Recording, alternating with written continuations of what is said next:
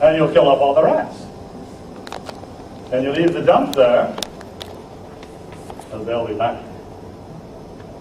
Mary Jane gets strep throat or otitis media. Comes in, takes a shot of penicillin, and goes away.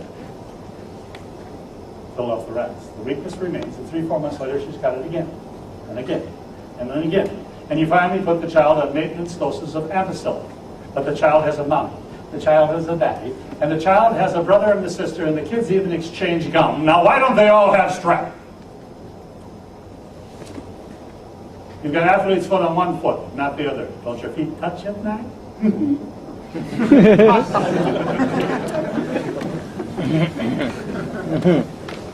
Every fall, you get a cold sore on your right lower lip.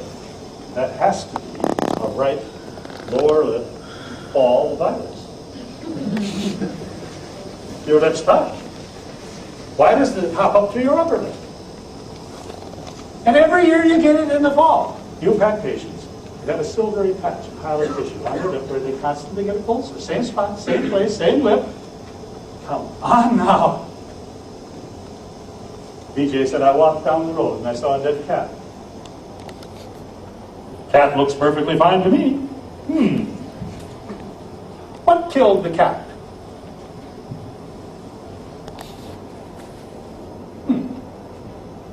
Let's kick it over. Ah! Maggots. It's obvious.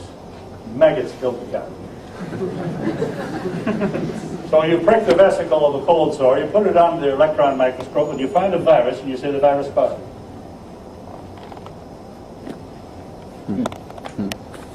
Making a house call in DeWitt, Iowa, I saw a group of crows circling. B.J. Palmer now. Circling.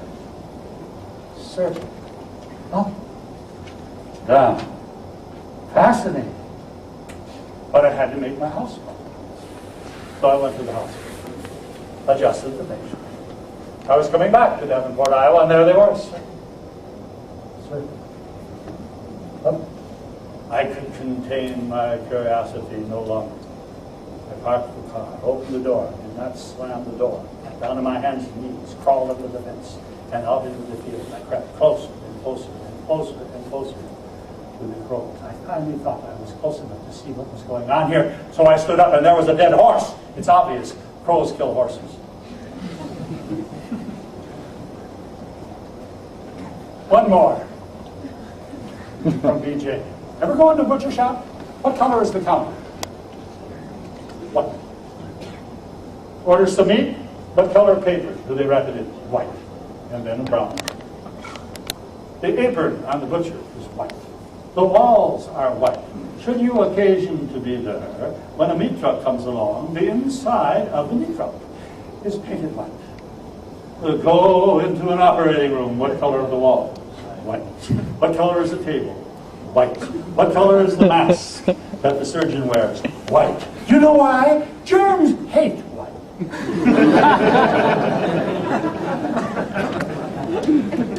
If the germ theory of disease were correct, there'd be no one living to believe it. So said DJ. My statement, disease is not so much the virulence of outside organisms as it is the resistance of internal inside mechanisms that produce a healthy body. Jaffe, the PhD, said, certainly the germ is involved in the process. But remember, many people come down with every cold in the neighborhood, while others never get sick. So all the germ may be an essential factor in the process. It alone cannot cause the disease. That's contemporary medical law. Now what we have to do is enforce this viewpoint. Now certainly we know if you would take me and put me down in equatorial Africa, I might come down with something that my body hasn't been able to adapt to. But generally speaking, this is very true because there is only one cause of disease. When I wrote my book, One Cause, One Cure, that book alone brought me more criticism than any other book I ever wrote.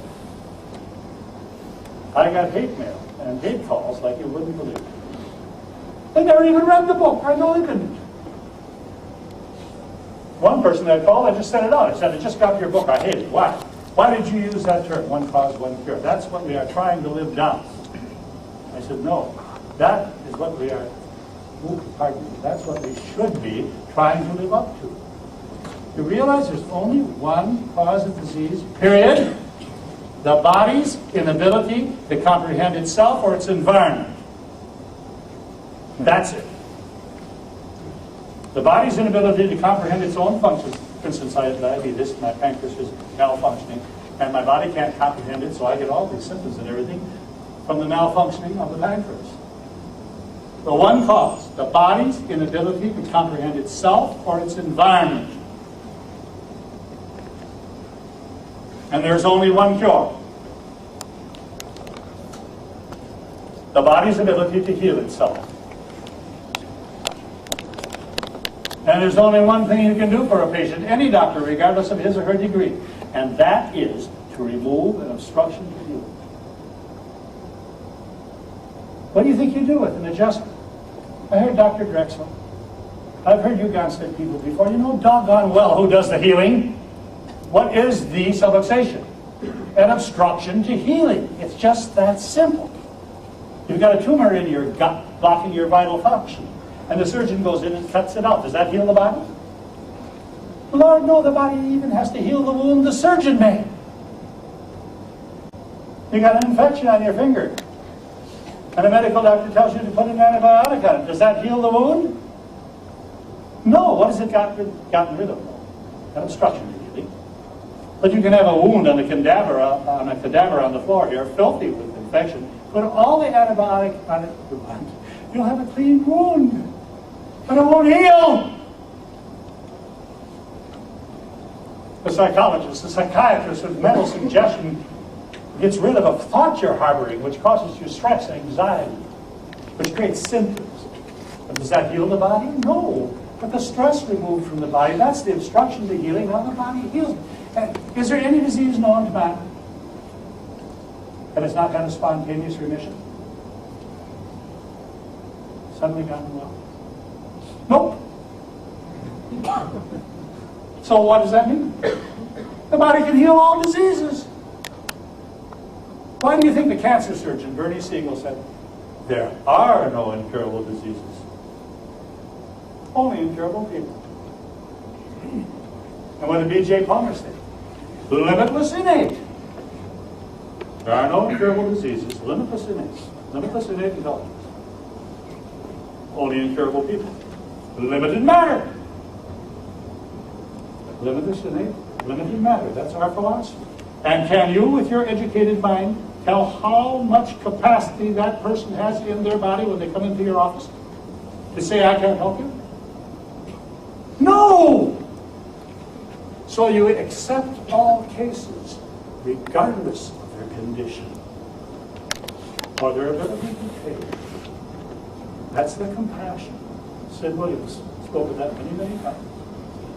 Virgil spoke of it in the last part of his statement, the Roman poet, when he said, happy the man who has learned the causes of things and put under his feet all fears and inexorable faith and the noisy strife of the hell of greed. So you accept all cases, regardless of their condition or their ability to think. Never tell a patient you can't help them. You can help anybody with a subluxation. How much? Depends upon the liver.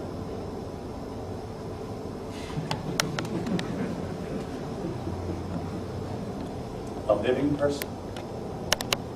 Depends upon the liver. The living person. What are the constructive survival values in that person?